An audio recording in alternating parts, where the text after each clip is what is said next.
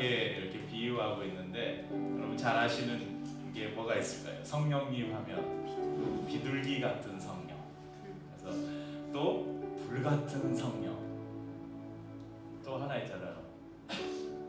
비. 성령의 단비를 부어. 저는 비만 오면 성령이 생각나요.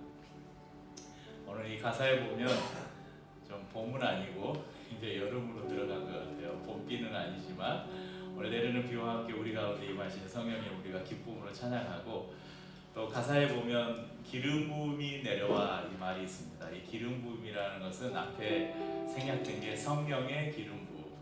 성령님이 우리 가운데 내려올 때 우리 안에 기쁨이 넘치는 그 기쁨을 함께 노래했으면 좋겠습니다. 주의 자비가 내려와, 주의 자비가 내려와 내려와, 주의 자비가 봄비같이 주의 자비가 내려와 나를 돕네. 주의 자비가 내려와, 주의 자비가 내려와 내려와, 주의 자비가 봄비같이 주의 자비가 내려와 나를 돕네. 우리가 기쁜 소리로 하요 해요 주의 자비 하심과 해요 주의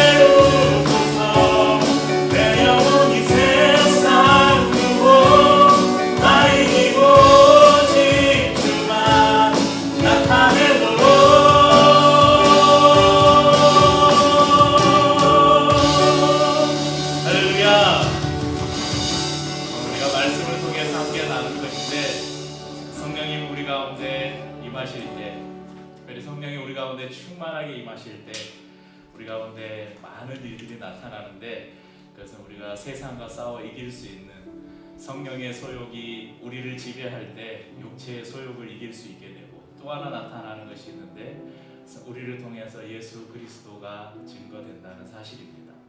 우리 안에 오셔서 새로운 삶을 열어주신 우리 성령님, 그분을 함께 찬양 드리십시다.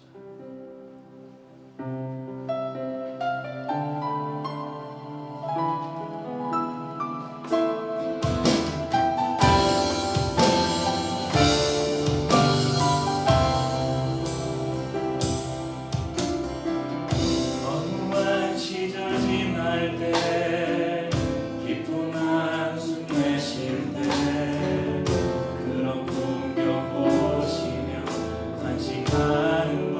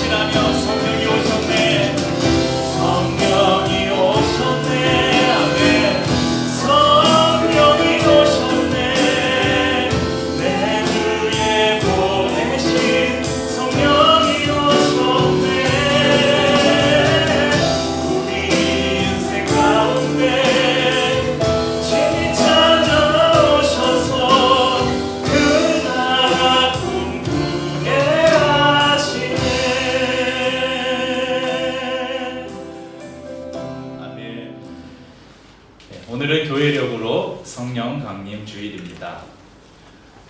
성령 강림 주일. 우리가 그 성령님이 누구신가? 처음 교회에 나오시면 처음 예수를 믿고 이렇게 예수를 믿는 분들이 항상 어려워하는 문제. 우리 아마 채빈이 아버님도 그런 궁금증이 있죠. 하나님 하는데 예수님은 또 누구고, 오늘 또 성령님 하는 성령님은 또 누군가? 창세기 1장 26절을 한번 보시겠습니다. 함께 읽어보죠. 하나님이 이르시되 우리의 형상을 따라 우리의 모양대로 우리가 사람을 만들고 그들로 바다의 물고기와 하늘의 새와 가축과 온 땅과 땅에 기는 모든 것을 다스리게 하자 하시고, 이런 말씀이 기록되어 있습니다. 여기에서 이제 제가 노란색으로 표시해 놓은 단어들이 있잖아요. 우리. 그러니까 하나님이 한 분이시면 우리라고 하면 안 되잖아요. 내가, 나의 형상대로 내가 사람을 만들고 내가 다스리겠다, 이렇게 하셔야겠죠. 그런데 성경에는 우리가 이렇게 표현되어 있습니다. 그러니까 하나님이 단수가 아닌 복수로 기록되어 있죠. 또한 다스리게 하겠다가 아니라 다스리게 하자. 이건 다른 사람에게 뭐뭐 합시다, 이런 제안이잖아요. 그러니까 지금 하나님이 한 분이 아니라 누군가가 또 있다는 거예요. 그러니까 이것을 성경, 우리가 믿는 이 교리는 삼위일체 교리라고 합니다. 그러니까 삼위, 하나님이 성부, 성자, 성령 각각의 위로 계시는데 이 하나님이 또 한 분이시다. 그러니까 우리는 유일하신 하나님을 믿잖아요. 그러니까 하나님이 유일하신데 한 분이신데 삼위의 하나님으로 계신대요. 그래서 이걸 많은 사람들이 설명을 하려고 어떻게 증명을 해보려고 했는데 그럴 때마다 다 이단으로 빠졌어요. 그래서 신학에서는 이 삼위일체 교리를 하나님의 신비로 남겨두고 있습니다. 그런데 또 성경 안에는 이 삼위일체에 대한 힌트들을 조금씩 숨겨놓고 있는데, 창세기 1장 2절에 보면 땅이 혼돈하고 공허하며 흑암이 깊음 위에 있고 하나님의 신은 수면에 운행하시니라. 하나님은 하지 않고 하나님의 신은 수면에 운행하시니라, 이런 기록이 있죠. 그러니까 하나님 외에 또 다른 하나님이 계시다는 거죠. 그러니까 여기에 기록된 하나님의 신이 누구시냐? 우리가 말하는 성령 하나님입니다. 그러므로 성령 하나님은 태초부터 하나님과 함께 계셨음을 알 수 있습니다. 그리고 성경 전체를 통해서 성령님이 계속 등장하고 계시죠. 선지자들과 예언자들에게 이 성령님이 나타나셔서 그들을 감동하시고 그들에게 하나님의 뜻을 보여주시고 전하게 하시기도 하시고, 여러분 우리가 잘 아는 예수님이 이 땅에 오실 때 뭘로 잉태하셨다고요?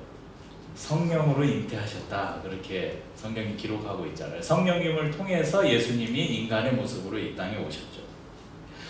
구약시대부터 하나님의 영, 하나님의 신, 이 하나님의 신이 사람에게 임하면 유대인들은 어떻게 생각했어요? 죽는다고 생각했어요. 그래서 하나님의 신이 나에게 임한다? 이건 상상할 수 없는 일이었죠. 성령님은 아무에게나 찾아오는 분이 아니었어요.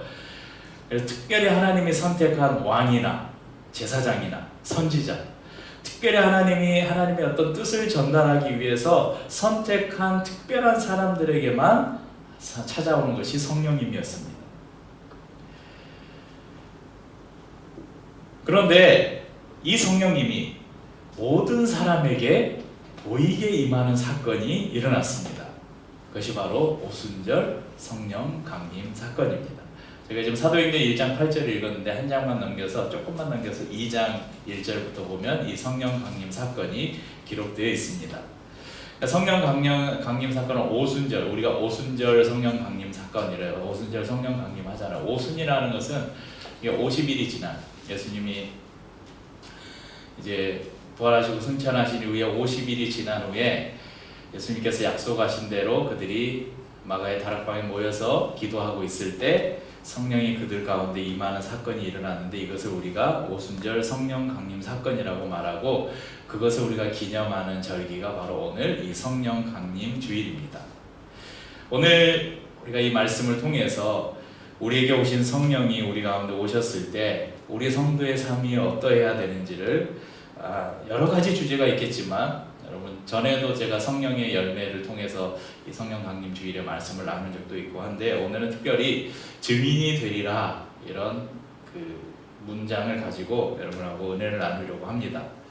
요엘서 2장 28절 29절에는 이런 기록이 있습니다. 그 후에 내가 내 영을 만민에게 부어주리니 너희 자녀들이 장래일을 말할 것이며 너희 늙은이는 꿈을 꾸며 너희 젊은이는 이상을 볼 것이며 그때 내가 또 내 영을 남종과 여종에게 부어줄 것이며. 그러니까 이미 선지자들을 통해서 구약의 선지자를 통해서 하나님의 영이신 성령이 사람들 가운데 모든 사람들 가운데 임할 것을 예언해 주셨죠. 그리고 예수님께서도 자신이 십자가에서 죽으시고 부활하신 다음에 이제 내가 곧 하나님 우편으로 갈 것이다 그러면서 성령 강림을 약속하셨죠. 요한복음 16장 7절에 그러나 내가 너희에게 실상을 말하노니 내가 떠나가는 것이 너희에게 유익이라 내가 떠나가지 아니하면 보혜사가 너희에게로 오시지 아니할 것이요 가면 내가 그를 너희에게로 보내리니. 그러니까 보혜사가 올 것이다. 그러니까 예수님께서 사역하실 그 당시에 예수님은 하나님이셨지만 인간의 몸을 입으셨잖아요. 그러니까 갈릴리에 계실 때 예수님이 예루살렘에 있을 수 있었어요? 아니에요. 갈릴리에 예수님이 계실 때 다른 곳에는 안 계셨죠. 그러니까 예수님의 사역은 어쩌면 십자가를 통한 구원의 사건을 위해서 예수님이 인간의 몸을 입으시고 오셨어요. 그리고 십자가에서 죽으시고 부활하심으로 이 구원의 사역을 완성하셨습니다. 그런데 이 구원의 사역이 모든 세계의 모든 사람들에게 동일한 시간에 임하기 위해서는 예수님이 육체로 계시면 안 되는 거예요. 그래서 예수님이 부활하시고 다시 하나님의 보좌 우편으로 가셨죠. 그러면 예수님이 이 땅에서 어떻게 일하실 것인가? 바로 예수님이 약속하신 보혜사를 통해서 내가 이제 너희 모든 사람들 안에 내가 함께 하겠다 이렇게 약속하신 것이죠. 오늘 저희가 읽은 본문을 조금 위로 올라가서 4, 5절 말씀을 보면 4절, 5절 보면 사도와 함께 모이사 그들에게 분부하여 이르시되 예루살렘을 떠나지 말고 내게서 들은 바 아버지께서 약속하신 것을 기다리라. 요한은 물로 세례를 베풀었으나 너희는 몇 날이 못되어 성령으로 세례를 받으리라. 이렇게 기록하고 있습니다. 그리고 6절에는 이런 말씀이죠. 그들이 모였을 때 예수께 여짜오 이르되 주께서 이스라엘 나라를 회복하심이 이때니까. 그러니까 제자들은 예수님이 말씀하신 성령으로 세례를 받는데 이때가 그러니까 성령님이 우리 가운데 임하면 그때가 하나님의 나라를 회복하는 때입니까? 이 제자들에게 있어서 제자들뿐만 아니라 당시 예수님을 따르던 사람들에게 있어서 하나님의 때가 회복되는 것은 어떤 의미였을까요? 그러니까 로마 당시에 이 유다를 지배하고 있던 로마 제국이 무너지고 그곳에 하나님의 나라, 하나님이 세우신 하나님이 보내신 메시아가 그들의 왕이 되는 지상 나라를 그들은 기대했어요. 그렇지만 예수님의 말씀은 그들의 기대와는 달랐습니다. 예수님이 말씀하시는 하나님의 나라는 그들이 기대하는 이 지상에 세워질 왕국이 아니라 새로운 하나님의 나라가 이루어질 것인데 그것이 이루어지는 그 때 또한 하나님께 달려있다. 그렇게 이야기하죠. 그러면서 그 때가 언제인가는 우리의 관심사가 아니다. 그런데 성령이 임하시면 성령이 임할 때 하나님의 나라가 임하는 것이 아니라 성령이 임하시면 어떤 일이 일어나는가? 1절 8절 우리가 읽은 본문에 오직 성령이 너희에게 임하시면 너희가 권능을 받고 예루살렘과 온 유대와 사마리아와 땅끝까지 이르러 내 증인이 되리라 하시니라. 그러면 성령이 임하시면 뭐가 나타난다고 하죠? 오늘 본문에 보면 두 가지가 나타나요. 성령이 임하시면 1. 권능을 받고 그 다음에 증인이 되리라. 그럼 이 실제 약속은 그대로 이루어졌습니다. 사도행전 2장 1절에서 4절에 보면 이 성령 강림 사건이 그대로 기록되어 있는데요. 오순절 날이 이미 이르매 그들이 다 같이 한 곳에 모였더니 호련히 하늘로부터 급하고 강한 바람 같은 소리가 있어 그들이 앉은 온 집에 가득하며 마치 불의 혀같이 갈라지는 것들이 그들에게 보여 각 사람 위에 하나씩 임하여 있더니 그들이 다 성령의 충만함을 받고 성령이 말하게 하심을 따라 다른 언어들로 말하기를 시작하니라. 예수님이 부활하신 후 50일째 되는 날 마가의 다락방에 모인 제자들 가운데 예수님이 약속하신 대로 성령님이 임하셨습니다. 성령이 사람에게 임한다는 것은 그들이 상상할 수 없는 일이었기 때문에 보이게 임했어요. 눈으로 보고 확인할 수 있게 성령이 임했습니다. 제가 오늘 여기 PPT 요 뭐예요? 이게 불의 혀같이 갈라지는 저희가 전에도 제가 지난해에도 똑같이 설명한 것 같아요. 우리 캠핑을 가보신 분, 불멍해 보신 분 아시겠지만 장작을 떼면 이렇게 그걸 이제 성경은 불의 혀라고 표현하고 있어요. 불이 이렇게 타면 혓바닥처럼 이렇게 불이 올라오잖아요. 그런 불의 혀 같은 게 각 사람들 머리 위에 이렇게 눈으로 볼 수 있게 임한 거예요. 그리고 또 뭐가 있습니까? 급하고 강한 바람 같은 소리, 귀로 들은 거죠. 뭔가 그들에게 소리가 들린 거예요. 눈으로는 각 사람 머리 위에 뭔가 불꽃이 임한 것을 눈으로 봤어요. 또 하나가 있습니다. 각각의 언어, 여러 지역에 20몇 개 지역에서 온 여러 사람들이 자기 나라의 말로 이야기를 하는데 그걸 다 알아들어요. 언어가 통일되는 것을 경험했습니다. 그러니까 이런 놀라운 일이 벌어지니까 이것을 밖에서 듣는 사람들은 막 그들이 그 놀라운 일 때문에 막 어쩌겠어요. 생각해보고 있어요. 20몇 개 나라 사람들이 막 여기서는 영어로 말하고 저기 중국어로 말하고 하는데 막 이야기가 통하니까 뭐 안에서 얼마나 아수라장이 됐겠어요. 근데 밖에서 들으면 그걸 모르면 전혀 모르고 밖에서 들으면 저 사람들이 미쳤구나, 술 취했구나. 그래서 저 사람들이 저 단체로 술 먹고 정신이 나갔구나 하고 그들을 조롱하기도 했습니다. 자신의 삶을 던져서 예수님을 따랐던 제자들 그리고 수많은 사람들 예수님의 죽음을 자신의 눈앞에서 목격했습니다. 얼마나 낙심이 됐겠어요. 그런데 부활하신 예수님은 그들에게 새로운 소망이 되었습니다. 그들이 포기하려던 자신의 삶을 다시 회복시키는 원동력이 되었어요. 그런데 문제가 있었어요. 부활하신 예수님을 만났는데 이제 예수님이 곧 떠나신대요, 자신들을. 아니, 예수님이 한번 십자가에서 죽으시는 것을 그들이 보고 절망했는데 그 절망했던 그 상황에서 예수님이 부활하신 예수님이 딱 나타나서 내가 약속대로 사흘 만에 다시 살아났다 하니까 할렐루야 하면서 얼마나 기뻐했어요. 우리 주님이 살아나셨다. 근데 야, 이제 나는 이제 하나님 우편으로 갈 것이다. 그러니까 이제 제자들이 다시 두려워하고 낙심에 빠졌겠죠. 그때 예수님이 말씀하셨죠. 두려워하지 말아라. 내가 너희에게 또 다른 보혜사를 보낼 것인데 그가 오면 너희의 모든 길을 가르치고 너희를 지도할 것이다. 그리고 내가 그 보혜사를 통해 너희 안에 너희와 함께 할 것이다. 그런 약속을 하셨죠. 그래서 그들의 낙심은 오래가지 않았습니다. 예수님의 약속을 믿고 기다릴 때 오순절 성령 강림 사건은 그들에게 새로운 능력을 경험하는 계기가 되었습니다. 두려움에 떨면서 자신들도 예수님을 따랐던 사람들이 예수님의 같은 무리가 되어서 혹시 잡혀갈까봐 두려워하던 그들 가운데 용기가 생겼습니다. 숨어있던 그들이 세상 밖으로 뛰쳐나갔습니다. 그리고 담대하게 복음을 외칠 수 있었습니다.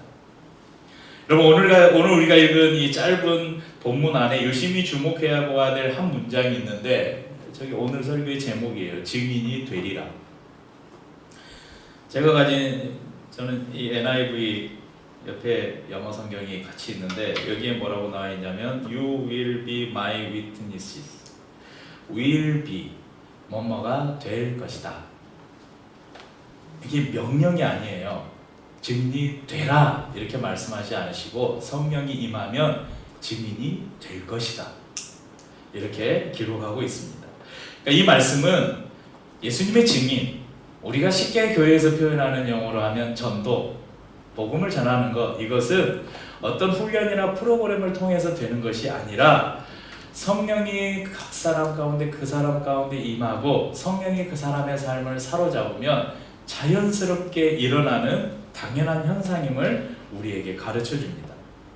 실제 오순절 성령 강림을 경험한 사람들 그리고 그 이후 기독교 역사 가운데 예수님을 영접하고 세례를 받고 성령의 충만함을 경험한 많은 사람들은 예수님의 약속대로 예루살렘에서 유다로, 유다에서 사마리아로, 사마리아에서 땅끝 이방까지 복음을 전했습니다.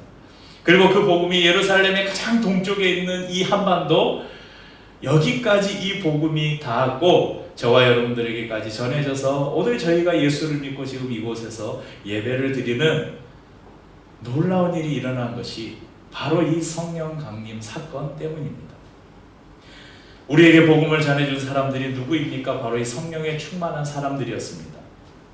그들이 옥에 갇히고 매를 맞고 기름 가마에 던져져서 죽임을 당하고 톱에 켜서 죽임을 당하고 목이 잘리고 경기장에서 짐승의 먹이로 던져지고 십자가에 거꾸로 달리는 그 모든 고난을 감수하면서까지 예수님을 전할 수 있었던 그 용기와 힘이 어디에서 나온 것인가?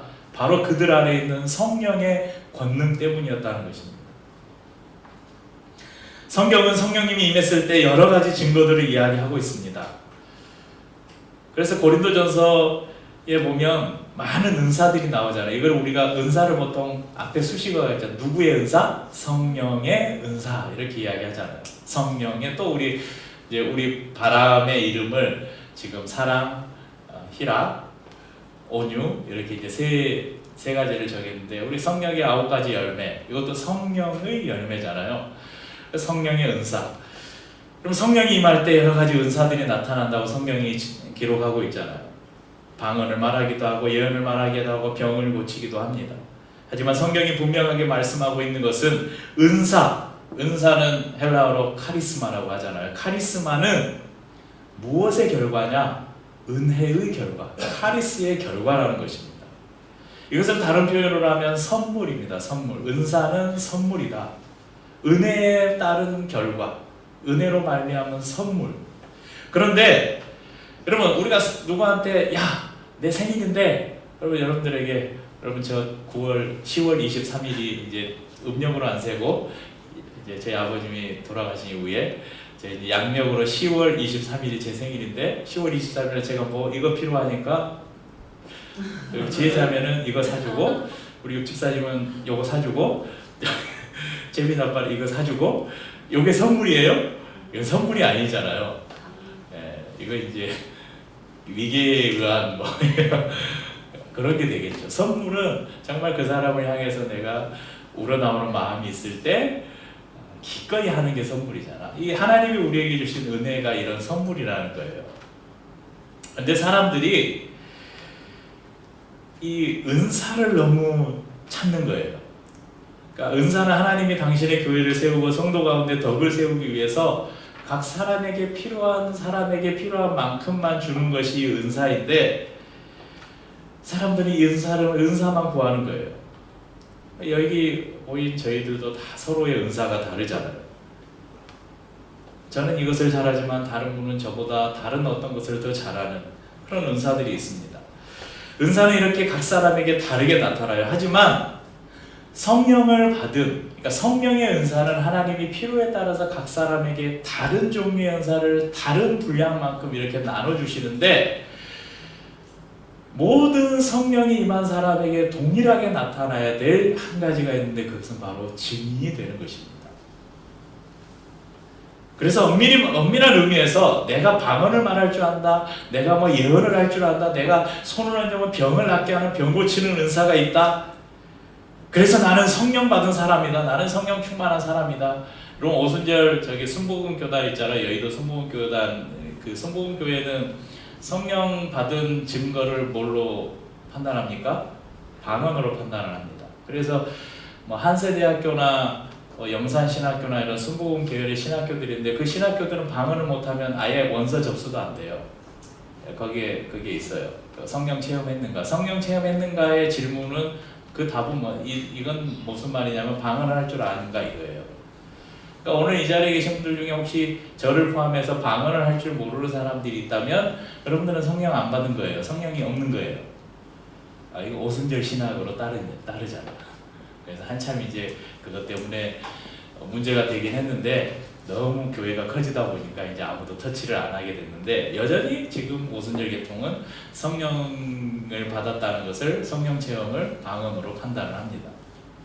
하지만 성도님들, 이 성령은 이 방언이라는 건 은사 중에 하나예요. 방금 제가 말씀드렸듯이 사람에게 누군가에게 필요한 사람에게 필요한 만큼 나눠주는 거. 그리고 여러분 여담으로 하자면 은사 중에 방언의 은사는 굉장히 은사를 뭐 등급을 정할 수 없지만 방언의 은사는 지극히 개인적인 필요에 따라서 주시는 은사가 방언이에요. 근데 이 사람이 기도할 줄을 모른다, 기도가 좀 약하다, 그러면 방언의 은사를 통해서 하나님과 깊은 대화를 나눌 수 있도록. 그러니까 방언의 은사보다 사람들이 뭘 더 높이 쳐요? 통역의 은사. 누군가 방언을 하면 그걸 옆에서 듣고 통변을 해주는. 근데 이거보다 더 높은 은사, 그러니까 예전에 이제 은사주의자들을 가는데 급이 있어요. 그거보다 더 높은 게 뭐예요? 예언의 은사. 당신 올해 무슨 일이 일어날 것입니다. 뭐 이런 예언의 은사 있잖아요. 그런데 성령은 제일 큰 은사를 뭐라고 말해요? 사랑이라고 말하죠. 그러니까 여러분 너무 막 이 방언하니까 이 순복음 계통의 영향을 받아가지고 잘못된 방향으로 막 은사를 구하는 분위기가 한동안 우리 한국교회를 한번 휩쓴 적이 있었어요. 이제 제가 옆길로 샜는데 어디를 하고 있는지 까먹어 버렸어요. 네, 다시 찾아서. 네. 그러니까 모든 사람에게 은사는 이렇게 다르지만 모든 사람에게 성령이 임했다면 동일하게 나타나야 되는 그것이 뭐냐? 증인이 된다는 거예요. 그러니까 내가 성령에 충만한 사람인가, 내가 성령을 받았는가, 내 안에 성령이 계신가, 은사로 판단하는 것보다 더 좋은 게 뭐라고요? 저 사람이 예수 그리스도의 복음을 증거하는 사람인가. 제자들의 삶은 성령 강림 사건 이후에 180도 달라졌습니다. 두려움에 떨던 베드로, 예수님과 한편이었다고 자신도 잡혀갈까봐 예수님을 3번이나 부인하고 숨어 지내던 이 사람이 세상으로 뛰쳐나와서 자신의 목숨을 기꺼이 버리면서 복음을 전할 수 있었던 힘, 바로 그 계기가 바로 성령 강림 사건이었습니다. 사랑하는 성도님들, 내가 죄인임을 인정하고 예수 그리스도 외에는 이 죄를 해결할 방법이 없어서 예수님을 나의 구주, 나의 하나님으로 영접하고 거듭난 사람들 안에는 분명히 누가 계십니까? 성령님이 계십니다. 여러분 안에 성령님이 계심을 믿으십시오. 그렇다면 우리 안에 어떤 일이 일어나야 합니까? 먼저는 하나님의 권능이 우리 가운데 있어야 합니다. 또한 그 다음은 우리가 예수님의 증인이 되는 것입니다. 그것이 성령 받은 사람의 특징입니다. 성령님은 우리로 하여금 예수님을 자랑하게 만듭니다. 성령님은 우리가 믿는 복음을 기뻐하게 만드십니다. 우리 안에 계신 예수님이 너무나 소중하고 우리 안에 계신 예수님이 너무나 귀하기 때문에 이 예수님을 모르는 사람들에게 예수님을 전하지 않고는 견딜 수 없는 심령을 우리에게 주십니다. 지난주에 우리 이현주 목사님 오셔서 한국교회의 여러 문제들을 우리가 들었죠. 그 가운데 이런 이야기 생각나실 거예요. 교회 안에 전도 하면서 무슨 전도 막 하다가 올해 전도 몇 명 하면 전도왕 해가지고 막 저기 금 몇 돈 주고 해외여행 보내주고, 그래서 누구는 몇 명 하고 교회에 다 이렇게 서열을 만들어서 그러니까 사람들이 다 전도왕 되려고 전도를 한다. 그래서 그런 많은 문제들이 생겼다, 이런 이야기를 저희가 들었습니다. 과연 그런 전도를 하나님이 기뻐하실까요? 그때도 이야기했잖아요. 왜 한 교회에서, 제가 실제 사역했던 개척 바로 직전에 사역했던 교회에서도 동일하게 날마다 교육자들이 모여서 회의하면 문제가 그거예요. 아니 왜 올해 200명, 300명 세 가족이 등록했는데 왜 예배 출석이 똑같냐. 그러면서 항상 하는 이야기가 뒷문을 닫아야 된다, 막 그런 이야기 많이 해요. 그런데 뒷문을 닫는 게 의미가 없어요. 그 전도된 사람들이 왜 왔냐면 그 전도 할당량 채워야 되는 거예요. 하도 교회에서 전도 그렇게 하니까 누군가를 의무감으로 데려오는 사람도 있고, 아니면 진짜 복음의 열정이 있는데 그 방법이 잘못돼. 그러니까 자신의 삶을 통해서 자기 안에 예수님을 보여주는 게 아니라 그냥 교회로 데려다 놔야. 그러니까 잘못된 이 전도 방식, 교회 중심에, 교회에만 하나님이 있는 것처럼 일단은 교회로 전도, 무슨 전도 초청 잔치 무슨 그런 거 하면 목사님들이 그런 이야기해요. 일단 여러분들은 교회만 데려다 놔라. 그 이후에는 내가 알아서 하겠다. 그래서 막 보면 저 연예인들도 초청하고 하면서 그날 또 야심차게 준비해서 전도 메시지 사형일을 막 전하고 전도 메시지하고 여러분 예수님을 구주로 믿으시겠습니까? 그러면 믿겠다는 사람 손 들어 주십시오. 제가 하는 기도를 따라해 주십시오. 기도 따라하고 여러분 이제 예수님의 자녀, 하나님의 자녀가 되었습니다. 다음 주에 안 나와. 하나님의 자녀가 되었는데 여러분 우리 가장 최근에 예수님을 만난 이 중에 우리 박구모 성모님 교회에 거의 한 3년 가까이 저희랑 예배 코로나 때문에 좀 끊긴 기간이 있었지만 그래도 한 1년 정도 같이 예배를 드리고 계속 말씀을 듣고 또 그 전에 제가 4주간 그 사역일을 4주간을 통해서 계속 복음을 전하고 또 개인적으로 예수님에 대해서 이야기하면서 예수님이 당신의 구세주가 맞습니까? 확인하고 그런 긴 시간의 과정을 통해서 예수님을 믿었잖아요. 그럼 그 고백이 참이겠죠. 이런 분이 교회에 등록을 하면 안 떠나죠. 그런데 어떻게 해서든지 한 명 데려나고 손 들고 저도 예전에 CCC 때 많이 했다니까요. 그 사람들 교회 안 다녀요. 제가 지금 영접기도 하시겠습니까? 네 하고 영접기도 따라해도 다음 주에 교회 안 와요. 빨리 그 자리를 피하고 싶어서 안 하면 기도 안 하면 계속 붙들고 있을 것 같아서 따라하는 거죠. 여러분 그런데 성령 충만하기만 하면 우리는 자연스럽게 증인이 됩니다. 그래서 성령님과는 상관없이 계속해서 증인이 되라 증인이 되라 이게 교회에서 말하는 거예요. 증인이 되라 전도해라 전도해 와라 이 말은 뭐예요? 증인이 되라 증인이 되라 이거예요. 그런데 우리가 성도들에게 여러분들이 구해야 될 거 뭡니까? 성령님 내 삶을 주관해 주십시오. 여러분 성령 충만한 삶을 사십시오. 성령이 여러분의 삶을 지배하게 만드십시오. 여러분 교회에서는 그렇게 요구해야 되는 거예요. 그럼 이 성령에 사로잡히면 증인이 그냥 자연스럽게 된다고 오늘 성경이 말씀하고 있습니다.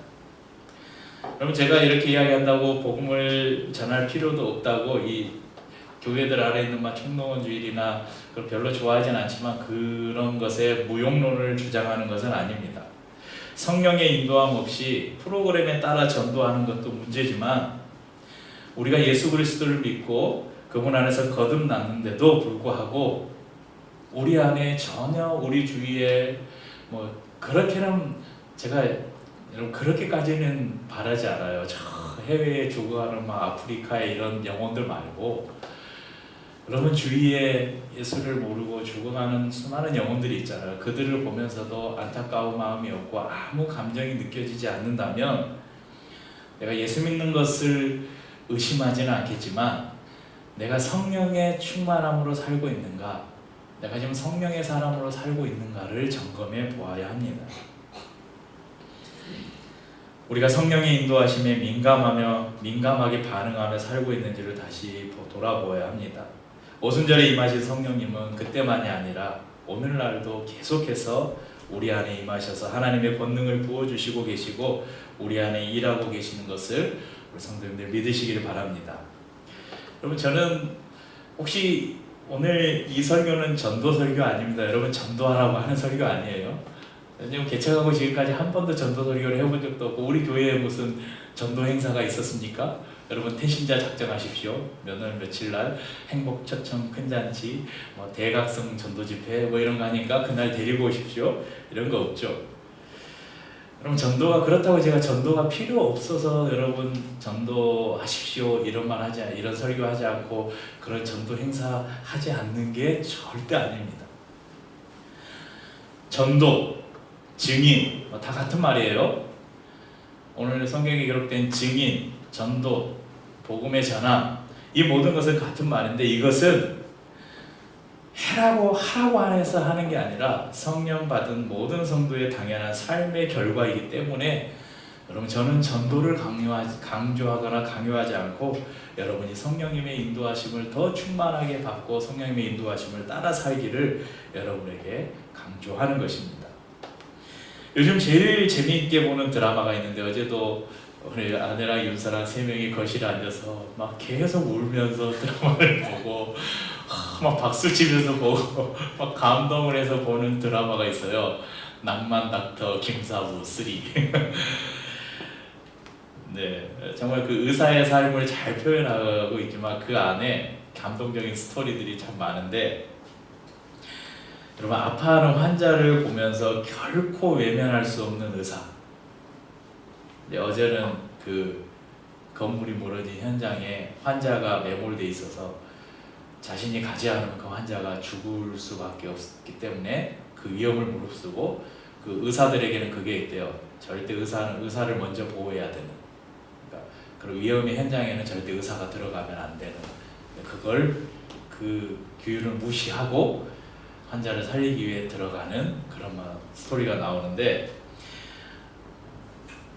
그리고 막 그 환자를 치료하다가 환자 다시 2차 붕괴 때문에 무너지니까 그 환자를 자기가 위에서 덮쳐서 이 철근이 찔렸어요. 팔에. 외과 의사가 팔에 철근이 찔린 거예요. 그래서 이걸 그냥 잘라서 빼버리면 밑에 있는 환자가 죽으니까 자기 팔을 못 쓰게 되더라도 철근을 이렇게 절단해가지고 아무튼 환자를 살리는 그런 스토리가 나와요. 그걸 보면서 드라마는 드라마잖아요. 그런데 그걸 보면서 그 목회자로 살아가는 저의 모습을 좀 생각해 보았습니다. 그리고 우리 성도들을 그 의사의 모습과 이렇게 좀 비춰봤습니다. 우리에게는 그런 낭만이 있는가? 이게 제목이 낭만 닥터잖아요. 여러분 교회 안에서 낭만이 좀 있었으면 좋겠어요. 낭만이 뭡니까? 낭만하고 다른, 그러니까 낭만을 어떻게 다 표현하기 힘들다면 낭만하고 반대되는 단어를 여러분이 알면, 낭만하고 다른 말은 뭐냐면 현실이에요. 그냥 실용? 그럼 교회 나오는 게 얼마나 낭비예요. 이 주일날 주일날 이 황금 같은 시간에 우리 일주일 동안 성현영제 직장에서 그렇게 일하고 하루 쉴 수 있는 날, 이날 교회에 나오는, 돈도 내야 돼. 밥도 반찬 해가지고 와서 먹어야 돼. 네, 안녕하세요. 아, 저 예배드리러 오신 분이세요? 카페 손님은 아니시죠? 네. 네? 아, 오시. 네. 안녕. 네, 이제 원래 설교는 마무리하도록 하겠습니다. 네. 어디 하다가 까먹었지? 낭만. 네. 우리 안에는 낭만이, 예수를 믿는다는 것은 참 낭만적인 일이잖아요. 그럼 교회 오면서 자기 먹을 밥도 반찬도 자기가 해와야 돼. 그런데다 또 헌금도 해야 돼. 뭐 있으면 저희 교회는 그래도 좀 덜하지만 많은 교회들이 어떻습니까? 일주일마다 교회 청소해야 되고 무슨 전도해야 되고 뭐 해야 되고 얼마나 자기의 많은 시간과 에너지를 소비합니까? 그런데 그것을 기쁨으로 해요. 여러분 연애해 보셨잖아요. 그게 낭만이잖아요. 그래서 우리가 아름다운 연인을 보면 낭만적이다 하잖아요. 상대방을 위해서 자신을 희생하고 자기의 것을 쓰는데도 아까워하지 않고 좋아해요. 기뻐해요. 그게 낭만이죠. 그러니까 의사가 환자를 위해서 기꺼이 자신의 삶을 던지는 것, 이것을 기뻐하는 것, 그것이 자신의 의사의 목표가 되는 것. 그래서 이 드라마의 제목을 일부러 낭만 닥터라고 붙인 거예요. 이 낭만 닥터, 한석규가 맡는 김사부라는 역할이 그런 가르침을 다른 의사들에게 주는 의사거든요. 여러분 그리스도인들이 좀 그런 삶을 살면 어떨까? 낭만적인 그리스도인. 한 영혼을 위해 자신의 것을 비우고 나누고 버리는데도 너무 즐겁고 행복한 삶. 근데 이것이 어떻게 이루어지냐면요, 이걸 그냥 만들 수가 없어요. 의사들은 그것을 훈련하고 가르치고 해서 될 수 있겠지만 그리스도인들은, 육체를 치료하는 의사들은 그것을 가르치고 훈련해서 되겠지만 영혼을 치료하고 구원하는 이 일은 훈련이나 가르침으로 안 돼요. 이건 하나님의 은혜가 있지 않고는 안 되는 일입니다. 바로 성령이 우리의 삶을 지배하고 다스리지 않고는 절대 일어날 수 없는 일입니다. 2023년의 성령 강림 주일인 오늘 우리는 예수님의 증인으로 살아가고 있는지를 여러분 각자가 점검해 보시기를 바랍니다. 틀에 박힌 전도, 형식적인 전도, 어쩔 수 없이 하는 전도, 눈치 보며 하는 전도가 아니라 우리 안에 계신 성령님의 마음을 따라서 예수님의 때를 얻든지 못 얻든지 예수님을 증언하는 증인이 되시는 그런 삶을 살아가시길 예수님의 이름으로 축복합니다. 이렇게 우리 찬양하고 성찬을 나누겠습니다.